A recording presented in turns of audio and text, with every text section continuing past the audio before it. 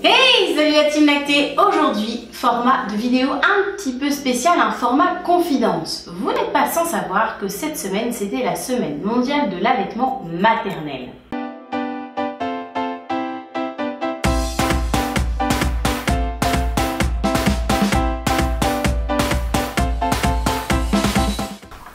Tu ne le savais pas? C'est parce que tu n'étais pas abonné. Abonne-toi, comme ça tu ne louperas plus aucune info. Si, là, juste en dessous. Et pour ceux et celles qui se demanderaient encore pourquoi la semaine mondiale de l'allaitement maternel est en octobre en France, je vous invite à filer regarder la vidéo sur ce sujet qui est sur la chaîne. Oui, parce que je ne vais pas le réexpliquer, hein. Cette année, le thème de la SMAM était quand même plutôt percutant. L'allaitement, racine de vie, et le tout au pluriel. J'avoue que ça fait réfléchir. Quelle racine et quelle vie? Ça laisse quand même sous-entendre l'étendue du lait maternel. Mais cela remet aussi en question. Mais pour comprendre le sens de ma réflexion et de cette vidéo, il faut que je vous parle de ma semaine de SMAM. Comme vous le savez, je suis engagée dans une association pour la parentalité positive et l'accompagnement bienveillant des enfants. Et c'est avec cette casquette que je suis venue co-animer avec les sages-femmes, puéricultrices et pédiatres du CH de ma ville, des permanences dans diverses associations sociales de notre ville. Toute la semaine, nous sommes donc allés à la rencontre de femmes, de mères, de grands-mères, mais aussi de belles-sœurs, aussi bien au Resto du Cœur qu'au Secours Populaire ou encore à la Croix-Rouge. Pour parler d'allaitement, certes, mais plus largement d'alimentation des bébés. Alors je ne vais pas vous mentir, mon bagage d'ancienne éducatrice spécialisée m'a quand même bien aidé à pouvoir observer cette semaine et venir vous en parler. Et c'est fou! C'est fou quand on se lance dans une telle démarche, comme il faut faire preuve de recul, être humble et savoir ranger ses convictions au placard. Parce que oui, mon fer de lance, c'est l'allaitement. Mais lorsque vous intervenez ainsi, il faut bien se rendre compte, il faut bien garder en tête que vous rencontrez des femmes souvent étrangères, ne parlant bien souvent pas ou très mal le français, ou alors simplement des personnes dans une grande précarité. Alors, il faut arriver à dépasser les barrières du langage, mais aussi les représentations que l'on peut avoir pour arriver à se comprendre. Et ensuite, il faut réussir à prendre ces personnes dans leur individualité, dans leur culture, et donc les us et coutumes qui vont avec.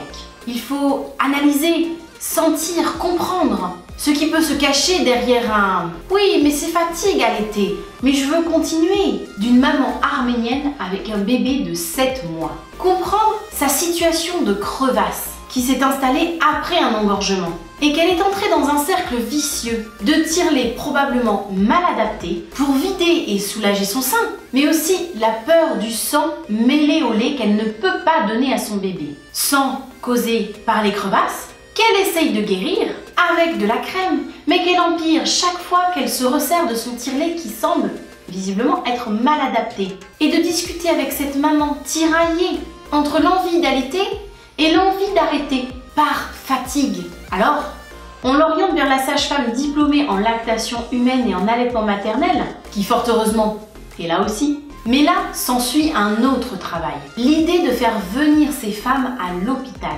Et ça, c'est une autre paire de manches. La barrière de la langue, la peur de la blouse blanche, la peur de ne pas être traitée en tant que femme comme elles pourraient l'être dans leur pays avec leurs coutumes, leurs us, le regard des hommes, voire même des autres femmes. Tant de dimensions à prendre en compte, à déchiffrer, à écouter et à accompagner au mieux. Ou encore, comme cette maman, d'origine des pays arabes, mariée avec un Italien, qui viennent habiter en France parce que monsieur trouve du travail et qui parle italien, anglais et arabe, mais presque pas le français. Alors là, on navigue entre 3 langues, on jongle avec 3 accents. Tout ça pour arriver avec des bouts de mots en anglais, en italien ou en arabe, à comprendre qu'elle a déjà allaité un grand enfant qui a 8 ans, mais que les choses se sont mal passées parce qu'elle était mal accompagnée, qu'elle veut de nouveau allaiter, mais qu'elle a peur. Elle vient d'arriver, elle est sans son mari pour le moment, elle a peur de l'hôpital, peur du personnel qui lui est étranger à elle,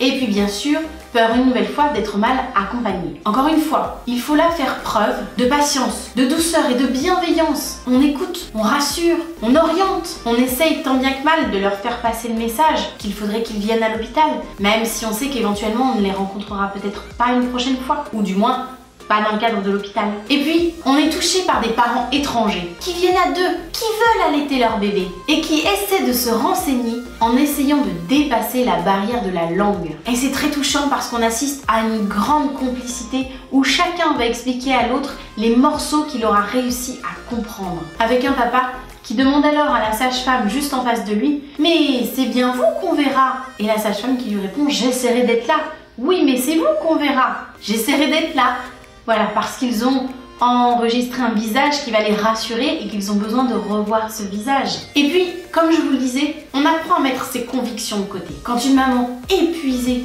vient vous voir et vous explique que c'est son 5e enfant et que là, elle veut arrêter d'allaiter parce qu'il faut qu'elle s'occupe des autres. Alors oui, en tant que maman allaitante, en tant que vulgarisatrice d'allaitement, et en plus, j'avais affaire à une maman plutôt d'origine africaine, j'aurais pu lui expliquer les bienfaits du portage, j'aurais pu lui expliquer les bienfaits de l'allaitement, qu'au contraire, elle allait gagner du temps, etc.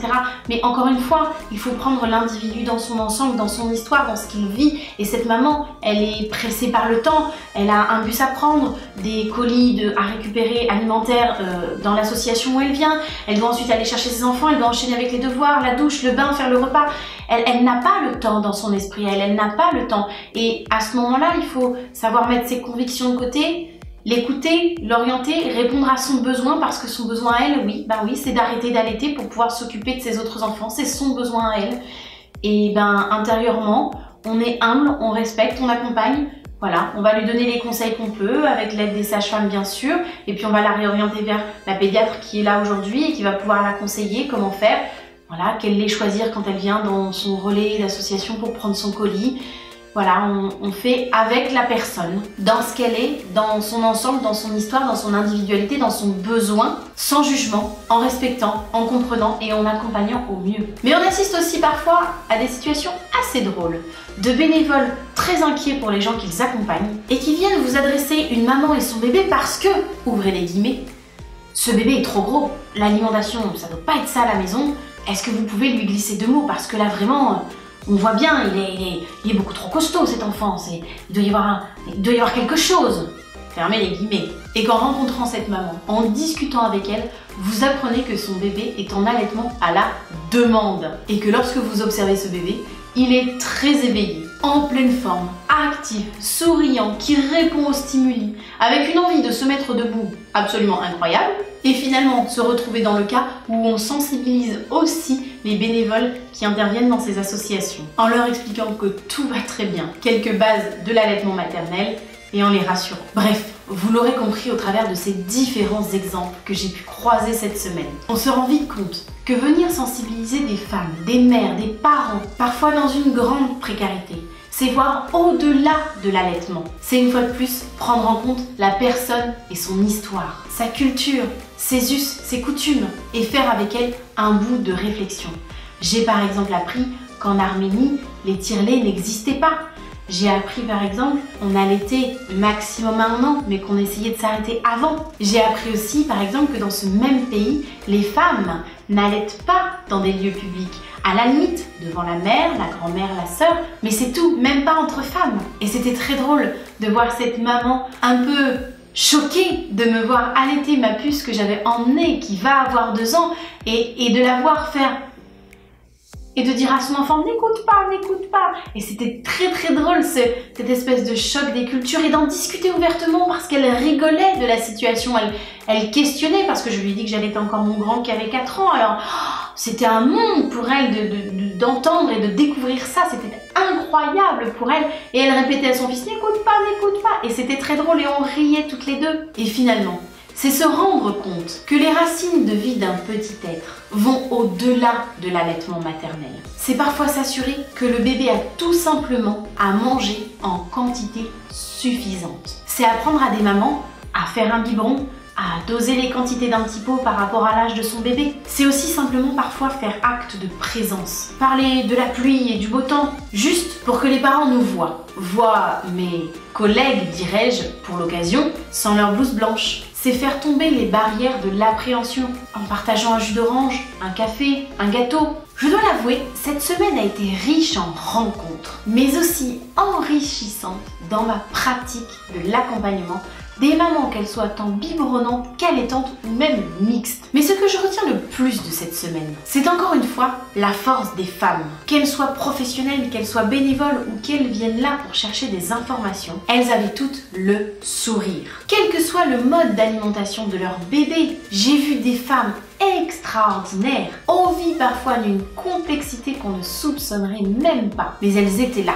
Elles se renseignaient, elles s'entraidaient. La belle-sœur qui vient prendre des informations ou encore la voisine qui vous garde régulièrement votre bébé parce que vous cumulez 3 jobs et qui vient vous faire vos courses et avec la liste de vos questions à poser aux professionnels qui vont être là. J'ai vu de la magie, des femmes parlant des langues totalement différentes mais qui rient de leurs incompréhensions, de leurs malentendus et s'aident, par exemple, à mettre leur bébé en porte-bébé. J'ai vu des femmes apeurées, accablées, mais rire quand même. Oui, j'ai vu des sourires et beaucoup d'éclats de rire. J'ai vu de la simplicité et la force des femmes, au-delà de bien des barrières, tant sociales que culturelles ou linguistiques, ou de savoir qui donne quoi à bébé. J'ai entendu des « Mais il est bien ton bébé !» d'une mère allaitante à une mère qui donne le biberon. Des « Attends, tu vas pas t'en sortir !» d'une maman en poussette qui aide une autre maman à installer son bébé en porte-bébé. Et je crois que les racines de vie sont là,